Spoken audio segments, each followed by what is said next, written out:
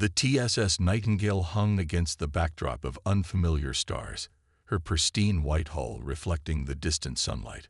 Unlike the warships that typically represented humanity in deep space, the Nightingale's elegant form spoke of a different purpose. The red cross emblazoned across her bow stood as a testament to humanity's commitment to healing, even as they reached for the stars. Dr. Sarah Chen stood at the observation deck, her dark eyes fixed on the swirling purple nebula ahead. 20 years of medical research hadn't prepared her for this moment. The distress signal had come 3 days ago. An alien transmission that spoke of death and desperation in a language they'd never heard before. "Doctor, the final analysis is complete." The ship's eye, Florence, manifested as a soft blue hologram beside her. "The pathogen appears to be unlike anything in our database. These Zarkacs, they're dying by the millions." Sarah's fingers traced the data streaming across her neural interface. The numbers told a story of devastation. Entire worlds quarantined, medical systems overwhelmed, and a civilization on the brink of collapse. "Have they responded to our transmission yet?" "Yes," Captain Maya Rodriguez's voice came from behind her. The captain's weathered face reflected both concern and determination. "They're not exactly welcoming. Their High Council believes we might be here to exploit their weakness." Sarah turned, her lab coat swirling in the artificial gravity. "Show me." The holographic display filled with images of the Zarkacs. Tall, elegant beings with iridescent scales and 4 arms. Their spokesperson's voice had been translated into standard English, carrying undertones of fear and suspicion. "Human vessel, while we acknowledge your offer of assistance, we must ask you to remain at your current position. Our defense fleet is en route to escort you from our space." "They're scared," Sarah observed, watching the aliens' subtle body language. "And who can blame them? Their first contact with humanity comes when they're most vulnerable."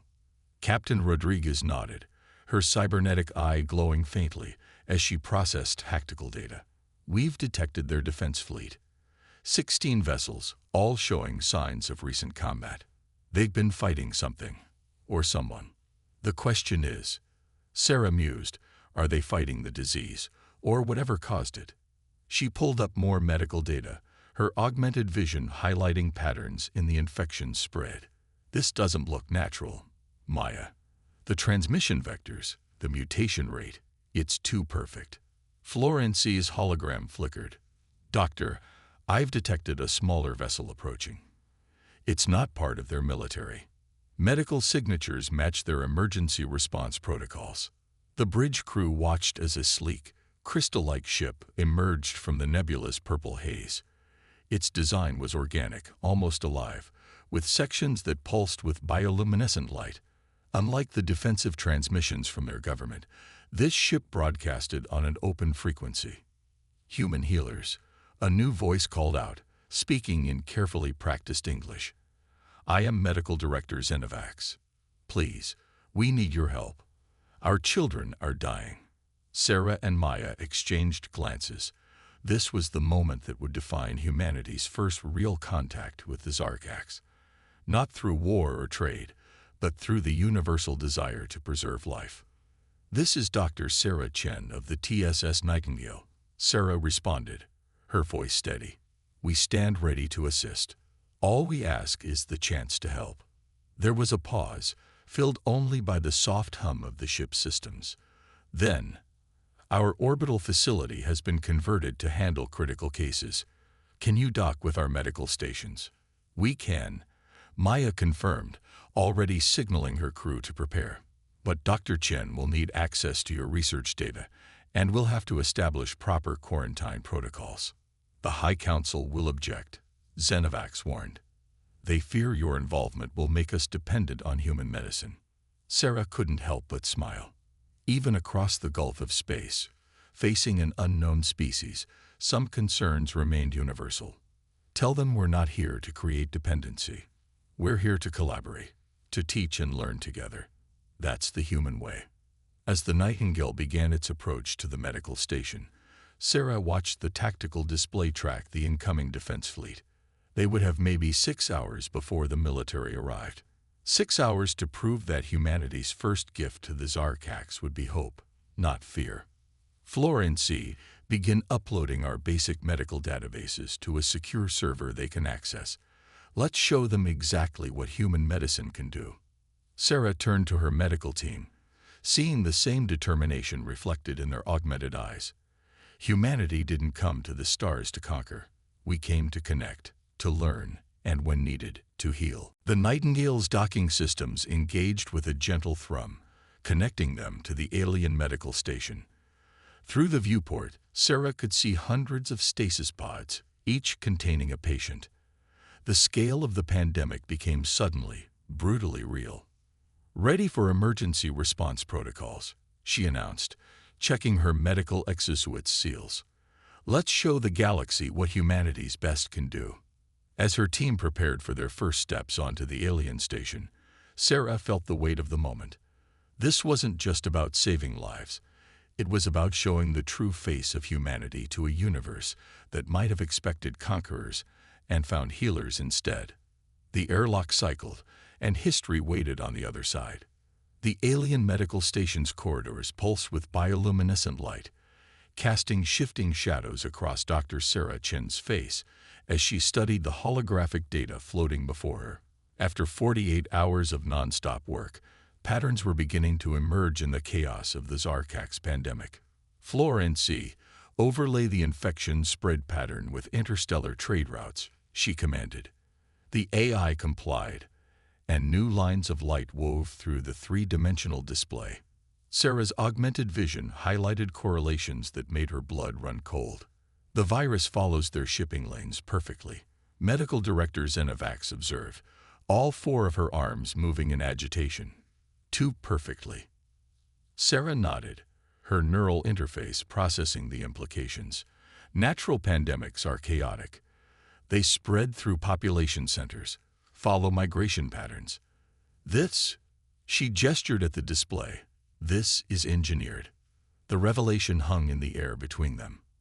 In the adjacent treatment ward, hundreds of stasis pods hummed with life support systems, each containing a victim of what they now knew was a manufactured plague. The Nightingale's medical team worked tirelessly among them, their white exosuits standing out against the crystal-like architecture of the alien facility. "The High Council arrives in 3 hours," Zenovax said, her scales shifting color with worry. "They'll want answers. And we'll give them some," Sarah replied, examining another data stream. "But first, we need to understand why anyone would create this. The virus isn't just killing. It's specifically targeting genetic markers unique to your species." A commotion at the ward entrance drew their attention. Captain Rodriguez entered, her cybernetic eye glowing intensely. "We've got trouble."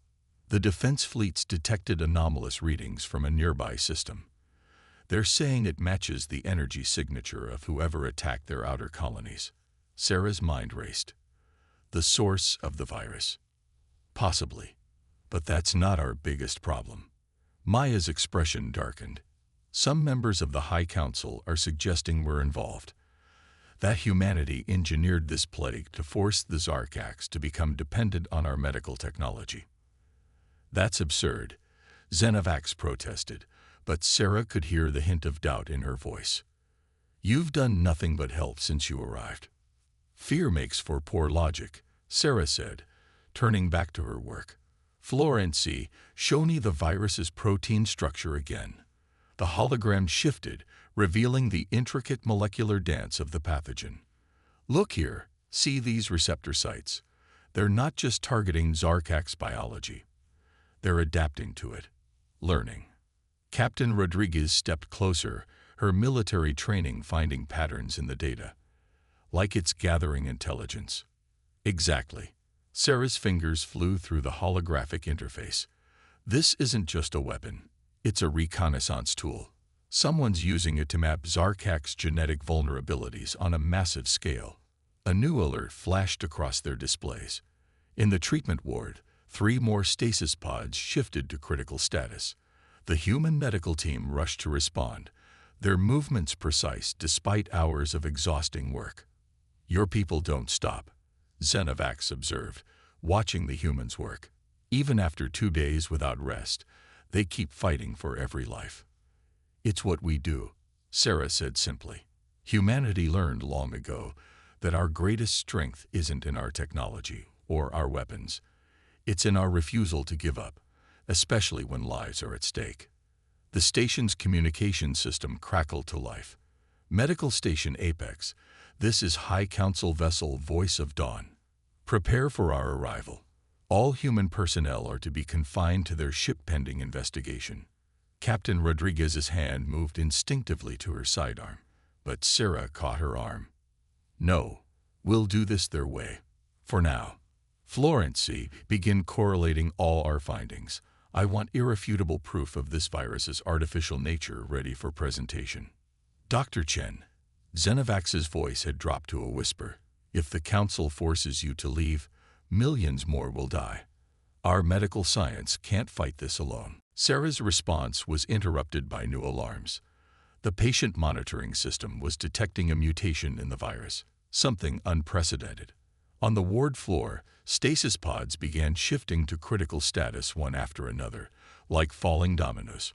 It's adapting to our treatments, Sarah realized, horror dawning in her voice. Florence, full spectrum analysis. Now. The AI's response was immediate. Doctor, the virus is rewriting itself. It's not just learning from the Zarkak's genome. It's incorporating our treatment protocols into its structure. Impossible, Xenovax breathed. Unless someone's actively controlling it. Sarah finished. This isn't just an engineered plague. It's being directed, right now, in real time. She turned to Captain Rodriguez. Maya, we need to find that signal. Whatever's controlling this virus is watching us, learning from every attempt we make to fight it. The captain nodded grimly. I'll have our sensor arrays reconfigured. But Sarah, when the Council arrives. I know. Sarah looked at the dying patients, then at her exhausted team still fighting to save every life they could. But we're not leaving. Humanity didn't reach the stars to turn our backs on those in need. If they want to arrest us for trying to help, let them try. As if in response to her defiance, another wave of alarms filled the station. The virus was mutating again, and time was running out. The next few hours would determine not just the fate of countless Zarkak's lives, but humanity's first real relationship with an alien civilization. Sarah squared her shoulders and turned back to her work. They had 3 hours until the Council arrived, and she intended to use every second of it. After all, she thought, humanity's greatest discoveries had often come when their backs were against the wall. The High Council arrived with all the grandeur their species could muster. 7 crystalline ships surrounded the medical station, their hulls refracting starlight in dazzling patterns. But Dr. Sarah Chen had no time to admire the display. She was too busy fighting a virus that seemed determined to outsmart them. Another mutation, Florence announced, highlighting changes in the holographic model. The virus is adapting faster now. It's like it knows we're close to something.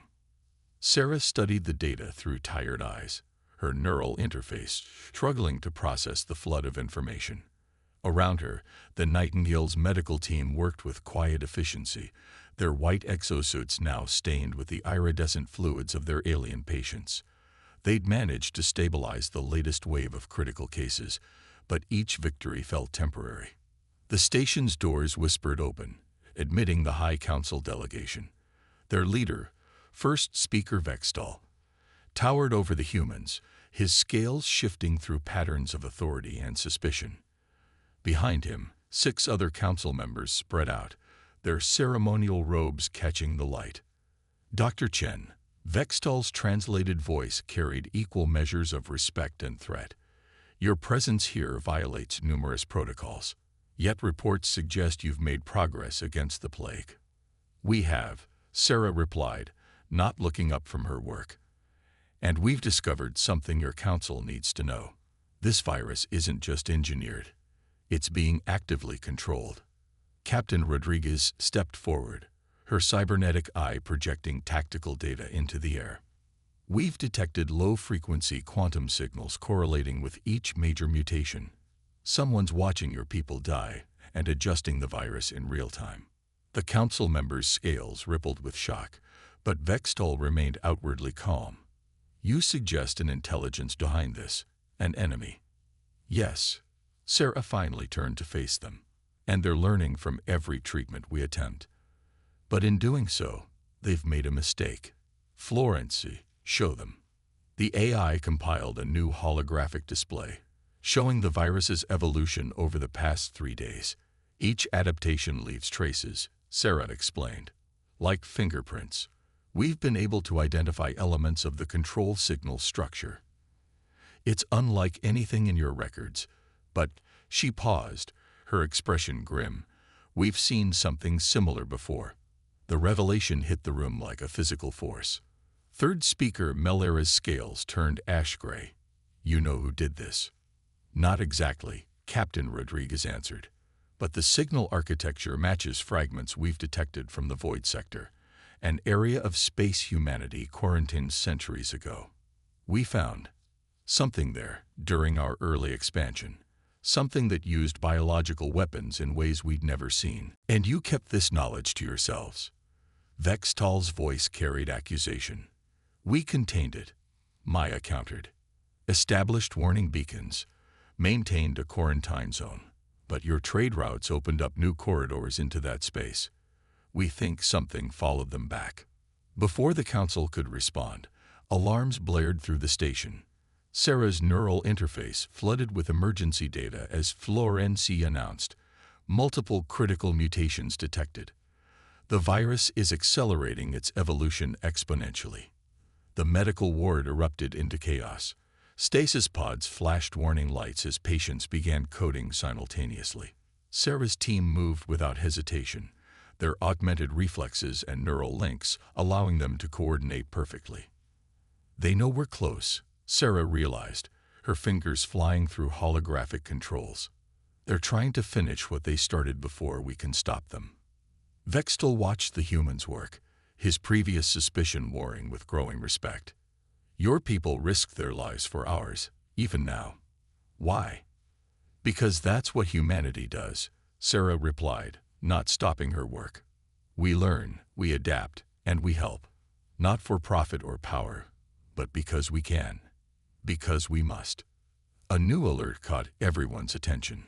Captain Rodriguez's tactical display shifted, showing an energy spike from the nearby nebula. Multiple quantum signatures detected.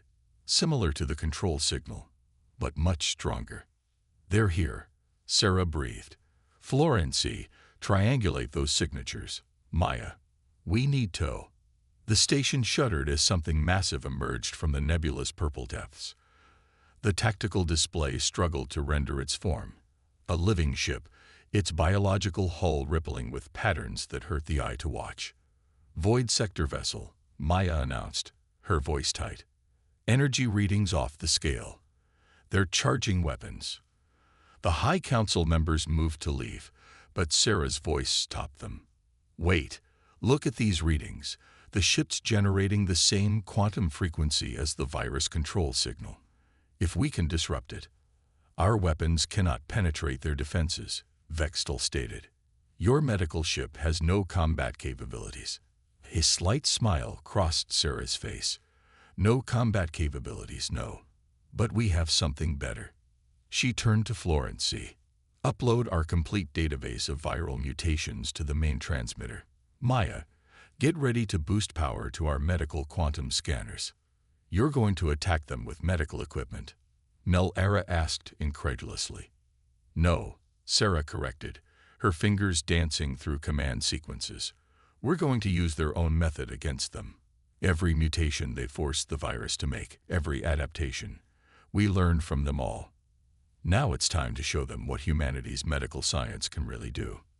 As the void ship opened fire, humanity prepared to demonstrate that healing could be the deadliest weapon of all. The void ship's first attack shattered against the medical station's shields, purple energy cascading across the barrier in waves. Inside, Dr. Sarah Chen's fingers flew across holographic controls as she prepared humanity's response. Florence, begin broadcast on all quantum frequencies, she commanded. Upload our complete viral mutation database, formatted as adaptive code. The AI's response was immediate. Broadcasting. The void ship's biological systems are attempting to analyze our transmission. Captain Rodriguez monitored the tactical display, her cybernetic eye tracking energy patterns. They're taking the bait. Their ship's biological matrix is trying to understand what we're sending. Of course it is. Sarah allowed herself a grim smile, because that's what their entire system is built to do.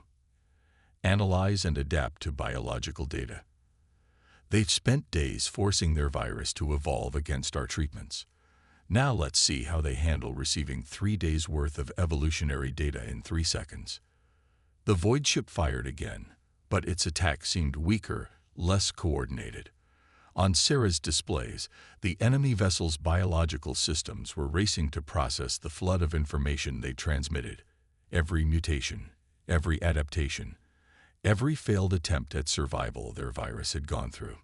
Their ship's neural network is destabilizing, Florence reported. The quantum frequency controlling the virus is fluctuating. Around them, in the medical ward, the effects were immediate. Stasis pod readings began to stabilize as the virus, cut off from its control signal, lost its ability to adapt. But Sarah wasn't done. Now, Florence, initiate protocol Hippocrates. New data streamed from the Nightingale's transmitters, not just the virus's previous mutations, but every possible mutation their medical eye had modeled, every potential adaptation they'd prepared for. Billions of variations, each one designed to trigger the void ship's adaptive protocols. Their biological systems are overloading, Maya reported, watching the tactical display. They can't process it all fast enough. First Speaker Vextal watched in amazement as the massive void ship began to convulse, its living hull rippling with chaotic patterns. You're killing it with information. Not killing, Sarah corrected, her eyes fixed on her displays. We're overwhelming its ability to adapt. Their whole system is built on analyzing and controlling biological responses. We're giving it more responses than it can handle. The void ship's surface began to crystallize, sections of its living hull freezing as its biological processors failed. Its weapons fell silent, and its quantum control signal disappeared entirely. Multiple hull breaches detected, Florence announced. Their crew is attempting emergency protocols, but their ship's biological systems are completely paralyzed. The virus, Medical Director Zenovax called out. The patients, their readings are stabilizing across the board. Without the control signal, the virus reverts to its base form, Sarah finished. Still dangerous, but no longer actively evolving. Now we can fight it properly. She turned to her team. Begin synthesizing the final treatment protocol. We know exactly what we're dealing with now. The High Council members watched as the human medical team moved with practiced efficiency, their previous suspicion replaced with something approaching awe. Their mighty defense fleet hadn't been able to scratch the void ship, yet these human healers had defeated it with nothing but medical knowledge and quick thinking. You could have used this knowledge as a weapon, Third Speaker Melera observed. Kept our people dependent on human medicine. Sarah shook her head, already focusing on treating the patients. That's not who we are. Humanity learned long ago that knowledge is most powerful when it's shared. She gestured to her team. Everything we've learned about this virus, every treatment protocol we've developed, it's all yours. We'll help you establish production facilities for the cure. Train your medical teams in the new techniques we've developed. Captain Rodriguez's tactical display lit up with new alerts. The void ship's support vessels are retreating back into the nebula. They've seen what happened to their flagship. Let them go, Vextal declared. Let them carry word back to whatever darkness spawned them. The Zarkaks are not defenseless. We have. He looked at the humans with newfound respect, unexpected allies. Sarah finally allowed herself to feel the exhaustion of the past few days. Florence, begin documenting everything we've learned about their biological technology. The void ships, the virus. The galaxy needs to know what's out there. And what humanity can do about it? Maya asked with a slight smile. No. Sarah watched as her team began administering the cure to the first patients. What we can all do about it, together. That's the real lesson here. Sometimes the strongest defense isn't a weapon or a shield. It's the willingness to reach across the stars and help those in need. As the first treated patients began to show signs of recovery, Sarah realized they'd done more than just cure a plague or defeat an enemy. They'd shown the galaxy a different kind of human strength. Not the power of destruction, but the power of healing. The void ship hung silent in space, its once terrifying form now a frozen monument to the day humanity proved that their greatest weapons had always been knowledge, compassion, and the unwavering determination to save lives. 3 weeks after the confrontation with the void ship, the medical station had transformed. Where once there had been rows of critical patients in stasis pods, now there were healing centers filled with recovering Zarkax. The air itself felt lighter, charged with hope instead of fear. Dr. Sarah Chen stood in what had become known as the exchange chamber, surrounded by holographic displays showing recovery data from across Zarkax space. The cure was working even better than expected, with a 99.8% survival rate among those treated. The last major population center received their treatment supplies this morning, Florence reported. Production facilities on all 3 core worlds are operating at full capacity, using the templates we provided. And the void ship? Sarah asked, though she already knew the answer. She'd spent the past weeks studying its frozen form alongside Zarkax scientists. Still under quarantine, Captain Rodriguez answered, entering the chamber. Her cybernetic eye had been upgraded with Zarkax crystal tech, giving it an iridescent gleam. Their biological systems are completely crystallized. The High Council is discussing converting it into a research station. A memorial, first speaker Vextal corrected, his massive form gliding into the room, and a reminder of what we achieved together. His scales rippled with patterns that the humans had learned to recognize as deep respect. The Council's vote was unanimous. We're establishing the Joint Medical Research Initiative. Sarah smiled, remembering the heated debates that had led to this moment. After seeing what human medical science could do, many Zarkax had pushed for simply importing Earth technology wholesale. But she'd convinced them that collaboration would yield better results than dependency. 6 of your medical ships will be stationed throughout our territory, Vextal continued, each staffed by joint human Zarkax teams. In exchange, we'll share our biological computing insights and crystal technology, which is already proving invaluable. Maya added, tapping her enhanced eye. The integration of our neural interfaces with your crystal matrices is opening up entirely new fields of medical scanning. The station hummed with activity as mixed teams of human and Zarkax medical personnel moved through their duties. What had begun as an emergency response had evolved into something far more significant, the first true collaboration between their species. There's something else. Vextal's scales shifted to a more serious pattern. Our deep space sensors have detected similar quantum frequencies from 3 other sectors. Whatever sent that void ship, they're probing other civilizations. Sarah nodded grimly. They'd suspected as much. The void ship's database, what they'd managed to decrypt of it, suggested a systematic campaign of biological warfare against multiple species. Then we'll be ready. The treatments we've developed here can be adapted to protect other biologics. And next time we'll face them together. Medical Director Zenovax finished, entering with a group of recovering patients. The Zarkax doctor had become one of their strongest allies, helping bridge the cultural gaps between their species. Though I hope we can also focus on less dramatic collaborations. Sarah watched as a human nurse demonstrated a new treatment technique to a Zarkax medical student, their different forms moving in harmony as they work to heal. That's the real victory here.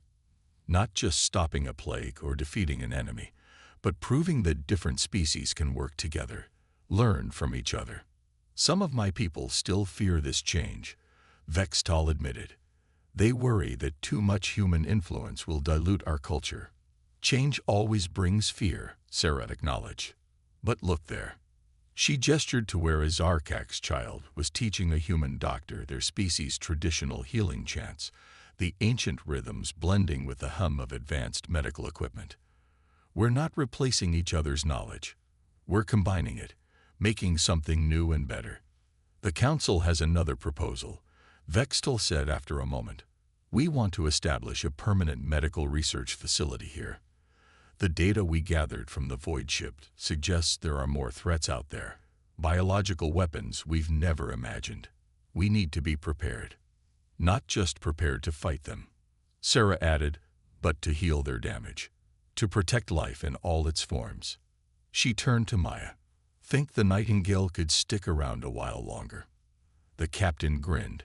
I think Earth Medical Command would approve, especially once they see the preliminary results from our crystal tech integration studies. As if to emphasize their success, a cheer went up from the recovery ward. Another patient was being released, fully healed. Sarah watched the celebration, seeing humans and Zarkaks embracing without fear or hesitation.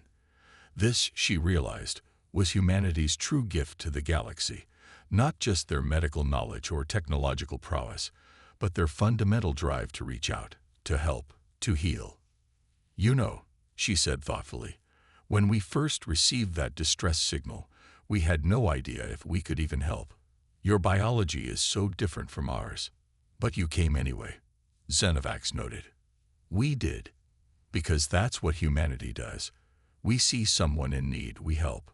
We face something unknown, we learn. We find a problem, we solve it. Sarah smiled. And now we're not doing it alone anymore. The void ship hung silent in space beyond the station's windows, its once terrifying form now a testament to what could be achieved when different species worked together. But it was inside the station where the real miracle had occurred. In the simple sight of humans and aliens working side by side, learning from each other, healing together.